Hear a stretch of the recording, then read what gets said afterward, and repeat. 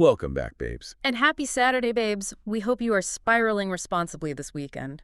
The blogs are giving today, and babes, we feel fed. Oh, we are absolutely feasting today. It is like an actual buffet of chaos out there. I literally woke up, opened my feed, and the sheer volume of Hollywood family drama happening right now is completely unhinged. It really is a beautiful morning to just, analytically consume the specific ecosystem of mess. And to fuel our analysis, I have to make an important announcement. The Alani energy drinks are back. Yes, they are. We are already on our second ones easily. And no, babes, we will not be taking questions about our caffeine habits at this time. Absolutely not. Do not look at our recycling bin. Mind your business. I am currently sipping on the Cosmic Stardust flavor, and it is like exactly the kind of sharp, aggressive focus I need to get through this timeline. What do you have? I went with the cherry slush. It tastes exactly like a melted down popsicle from like a 1990s roller rink. It is providing me with the exact analytical clarity I need to dissect the PR spin we are about to look at. It is so funny how caffeine turns us into two completely different people. Because for you, it locks you into this like hyper-focused detective mode where you immediately map out the public relations matrix. Oh, completely. My brain just sees the spreadsheets of their lies. Right. But for me, I just get so emotional. I become this intensely curious, overly empathetic person. I just want to know the psychological damage that makes a celebrity wake up on a Saturday and choose violence. Well, Saturday gossip and energy drinks are basically the ultimate soulmate pairing. We need both the macro-level PR shade and your micro-level human spiraling to properly process this spill. We really do. But before we completely lose our minds over the celebrities, we need to pause. Because, babes, we want to take a moment and wish all the mothers a very happy Mother's Day. Yes, absolutely. To all the moms tuning in, whether you are managing actual human toddlers or organizing your chaotic friend group, we see you. We see all that invisible labor. The moms who literally hold everything together, just running on pure willpower, iced coffee, and a dream. I am personally so obsessed with chaotic mom energy. Oh, the chaotic mom energy is the best brand of energy. It is. You know exactly what I mean. The mom in the school drop-off line who is wearing mismatched slippers, but she somehow executed a flawless logistical morning and is just blasting 2000s hip-hop from her SUV. They operate like elite project managers. It is a science. It really is a science, and I honestly believe that every single mom should be granted two things this weekend. Unlimited naps and unlimited snacks. You should not have to execute a single task. A legally binding nap mandate. I think the data would fully support that. Just zero conflict resolution, zero meal prep. Just lay down. Exactly. Just lay down and let us entertain you. But babes, we need to get into the drama because the blogs are hot today. Oh, they're sizzling. Like, put on your safety goggles before we even look at these headlines. Right. And just a quick reminder for the Snark squad right now. This celebrity spill is strictly about the Hollywood babes. Strictly Hollywood. Yeah. So if you want the Housewives chaos, tell them to go catch up on the Daily Gossip recap episode we just posted. Go listen to it. It is waiting for you. It is full of Bravo mess. But today, we are dealing with A-listers. We are. And since it is Mother's Day weekend, it is honestly only fitting to start our spiral with the most unhinged celebrity parenting dynamics hitting the blogs right now. The thematic alignment is almost too perfect. Hollywood families are just aggressively monetized dysfunction. They really are. So let's start with the absolute logistical nightmare that is Nick Cannon. Oh, God. The math alone requires, like, a whiteboard and a compass. Right. So the facts are Nick Cannon has 12 kids with 6 different baby mamas. And he recently went on a podcast to reveal his Mother's Day game plan. A game plan he desperately needs. Literally. And his solution to navigating 6 different households, he's just going to spend it with his own mom. Wow. Yeah. He claims the holiday is, quote, Mother's Day, not Baby Mama Day. And he says it is up to the kids to spoil their moms, not him. That is, from a logistical perspective, the man is trapped in a bottleneck of his own design. Think about the hours in a day. I know, it's impossible. Right. If he spends 2 hours with each of the 6 mothers, that's a 12-hour commitment just driving around Los Angeles traffic. He physically cannot do it without a fleet of coordinators. But the sheer audacity of having 6 baby mamas and then just leaving the gifting to toddlers. Like, I am spiraling over this. How is a 2-year-old supposed to spoil their mother? Are they negotiating a floral contract from their high chair? No, they are not. But the phrasing is deeply intentional PR spin. He is weaponizing the semantics of Mother's Day versus his invented baby mama day to absolve himself of romantic obligations. It's the ultimate cop-out. It is, but honestly, Mother's Day gives him a culturally bulletproof excuse, I must honor the woman who gave me life. The actual terrifying logistical nightmares for Nick Cannon are Valentine's Day and Father's Day. Wait, really? Walk me through that. Well, think about it. Valentine's Day is inherently romantic. How do you equitably distribute romantic prioritization across 6 distinct women without triggering a public meltdown on Instagram? Oh, true. If he takes one to dinner, the other 5 are sitting at home watching his stories. Exactly. It's a zero-sum game. And Father's Day. Father's Day is the exact inverse. 12 kids expect their father to be present to receive their celebration. He becomes the single, finite resource that 12 people are competing for simultaneously. Oh my God, the gridlock. Total gridlock. So he has to invent new rules and market them to the public to normalize his own absence. So is this just genius boundary setting, or is he literally just morally bankrupting his way out of buying 6 bouquets of flowers? It's both. It's a necessary structural boundary disguised as a flippant cop-out. It is a masterclass in reality distortion. Which, speaking of reality distortion, brings me to a mother who practically invented rewriting history. Let's talk about Dina Lohan. Oh, the original architect of the momager era. What is her current delusion? Okay, so Dina did an interview claiming she kept her family, so Lindsay, Eliana, Michael Jr., and Dakota, she kept them completely connected and grounded, despite the fame. Yes. She cited family dinners, strong values, and keeping things simple at home.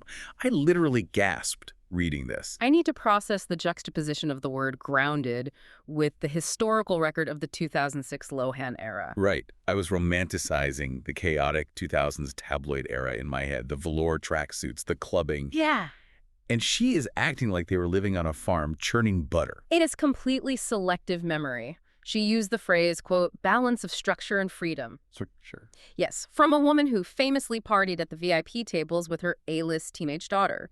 The structure was the velvet rope, and the freedom was navigating a predatory media landscape without a parent stepping in. It is like when a reality TV cast says they just want a peaceful girls' trip, and we all know someone is getting a glass of wine thrown in their face by night 2.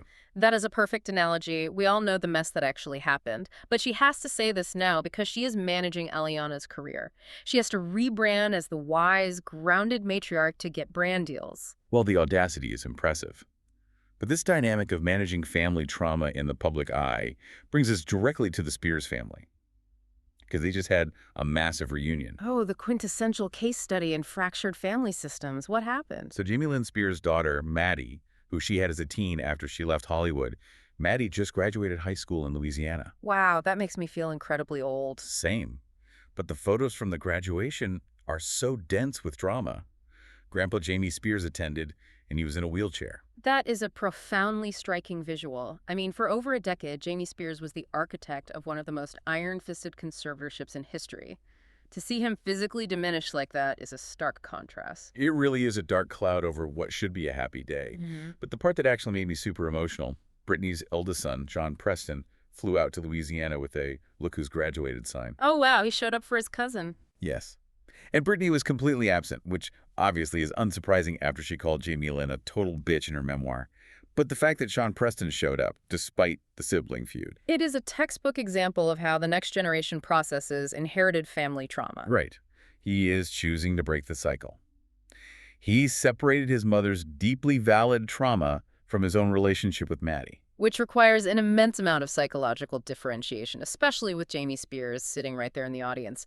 It just proves that no amount of money can insulate you from the messy realities of family. It really doesn't. And sometimes the parents are the ones actively blowing up the family.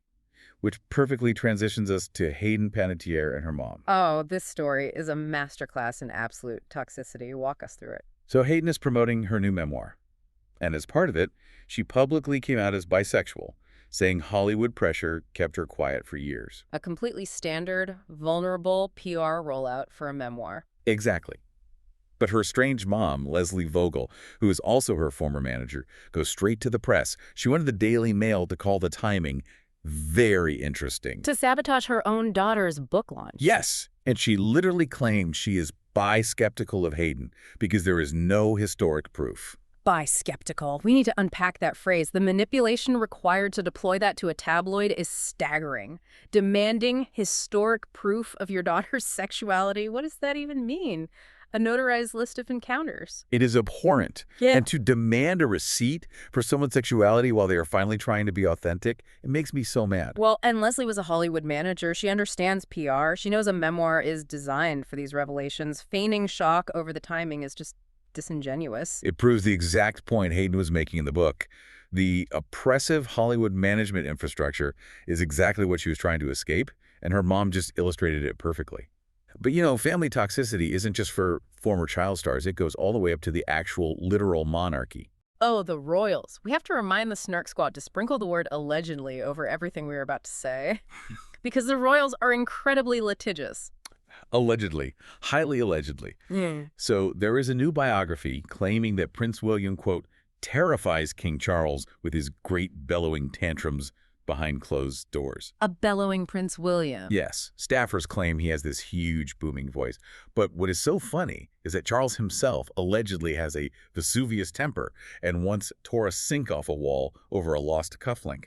Okay, analytically, I'm just laughing at the visual of King Charles fighting a sink. Literally ripping plumbing out of the wall over jewelry. Yeah. But the book says William is only sweet to Kate, his kids, and the public. He saves the screaming matches entirely for Charles. And that right there is why this leak is strategic. In the royal ecosystem, there are no accidental leaks. Think about the PR architecture. You think his team leaked this? Absolutely. It positions William as a fundamentally good boss and a loving dad who only loses his temper when dealing with the archaic machinery of the institution represented by his father. Oh, so it makes him look like a frustrated CEO rather than a spoiled prince. Exactly. It subtly undermines the king's stability while elevating William's strength. It is a chess game. That is so shady and brilliant. But let's look at a PR strategy that completely backfired because they were too rich to see reality. Let's talk about Katy Perry and the disabled veteran. The Carl Westcott case. The intersection of elite contract law and catastrophic public relations. So the facts are, Katy Perry's business manager, Bernie Goodvie, is demanding $5 million in legal fees from Carl Westcott, who is an elderly disabled veteran. Right, over the Santa Barbara mansion. Yes. Westcott tried to back out of selling his house to Katy, claiming he was high on post-surgery painkillers. Katy fought him in court, she won the house, and now she wants him to cover her massive legal bill. From a clinical legal standpoint, California real estate contracts have a prevailing party clause. The loser pays the winner's legal fees. To a business manager, that $5 million is a recoverable loss. They operate on fiduciary duty, not empathy. But the optics. It is a PR nightmare. You are a pop star crushing a disabled veteran over a vacation home. At what point does being technically legally right make you morally bankrupt? That is the blind spot of the celebrity wealth bubble. Business managers just look at the balance sheet, but the public reads the headline. Billionaire pop star demands $5 million from disabled veteran. It looks ruthless. It is so ruthless. And speaking of people completely disconnected from normal reality, we have to talk about James Charles. Oh, the tone-deaf tirade of the year? Literally.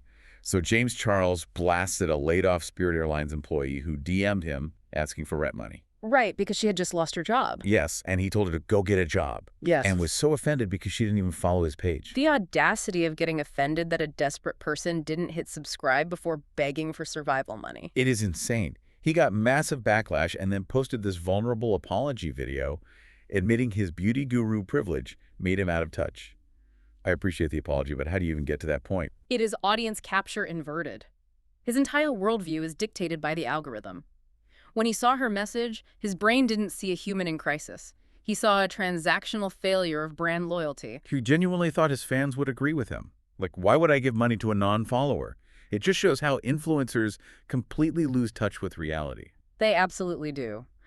But if you want to talk about losing touch with reality, let's pivot to the most unhinged romance rumors to hit the blogs this week. Oh my God, I am in a full chaotic spiral over this first one. It is the wildest rumor of the week. The facts are, former Bad Boy Records employees are alleging that Diddy and Sarah Ferguson, the former Duchess of York, had a secret friends with benefits relationship starting in 2004. Let the gravitational weight of those two names settle for a second. Fergie and Diddy. I am screaming at this bingo card combination. Yeah. And they allegedly met at a 2002 party hosted by Ghislaine Maxwell. And there is the dark connective tissue. Epstein, Maxwell, the Royal Lodge eviction, and now Diddy's federal indictment. It is a Venn diagram of elite deviance. They allegedly traveled to Europe and Africa together. Yeah. Like, I cannot picture the Duchess of York on a bad boy private jet. It makes complete sense if you look at their psychological profiles back then. She had financial instability and needed wealthy benefactors. He wanted to legitimize his status with European aristocracy. It was highly transactional. A palace source literally said she is always attracted to a rebel. Right, but this is a federal indictment level of rebel. Exactly. It is aging so horrifically. But okay, let's move to a rumor that is way more benign, but still weird. Tom Cruise and Pamela Anderson. Oh, the 80s action star and the 90s icon. What is the spark here? Rumors are swirling that they are connecting on a creative, intellectual level.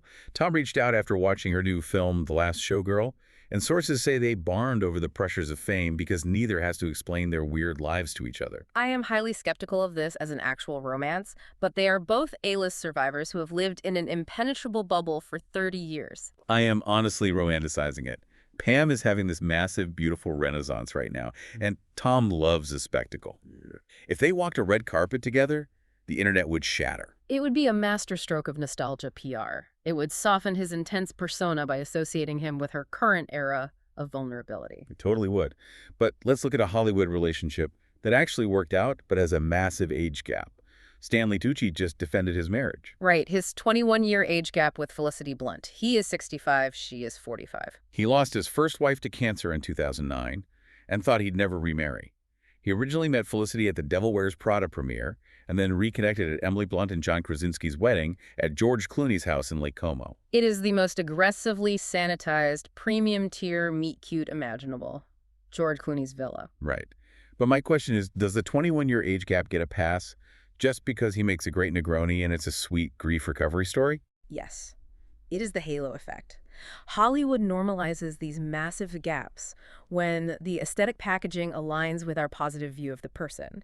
He has this sophisticated culinary uncle brand. So if Leo DiCaprio does it, he's a creep, but Stanley Tucci is just a romantic foodie. Exactly. Plus, Felicity was an established professional in her 30s when they started dating, not a teenager. That shifts the power dynamic significantly. The aesthetic packaging is everything. And speaking of perfectly curated aesthetics, Olivia Culpo just announced baby number 2. The influencer maternity PR machine. She and Christian McCaffrey announced it on her 34th birthday, just 9 months after welcoming baby number 1. The clinical reality of Irish twins. I am spiraling over the physical exhaustion of being pregnant again that fast. But their announcement was this perfectly curated nature shoot in a field. Right, with a woven basket of raw apples. Yes, who brings a basket of loose apples to a pregnancy reveal? Where are the crushed snacks? Where's the spit up on the white linen? It is the commodification of fertility. They erase the messy, loud reality of raising 2 infants and replace it with a pastoral fantasy to sell her high-end lifestyle brand. It is such an influencer sleight of hand.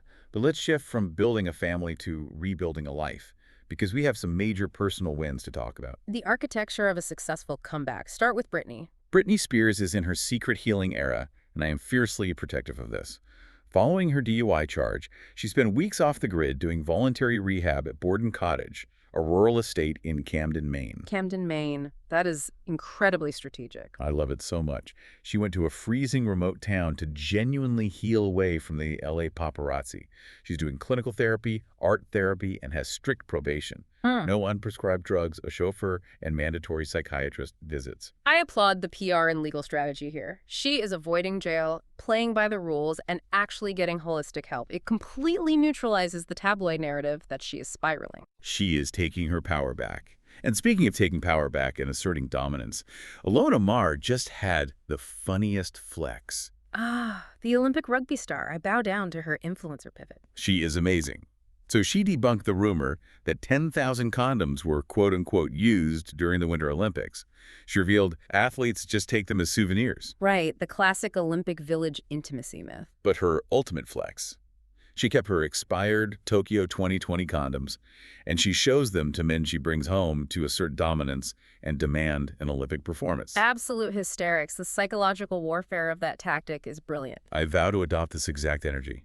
It is so funny. She understands that an Olympic medal gives you a limited window of relevance. By taking a taboo topic and injecting body positivity and humor, she's building a sustainable brand. She really is. Yeah. And for our final story, we have a massive, joyful win on daytime TV. The Price is Right just made history. The economics of game show payouts. This is the Mother's Day episode, right? Yes. Vanessa from Virginia, a retired military veteran, won a record-breaking $240,000 in cash and prizes, including a trip to Morocco.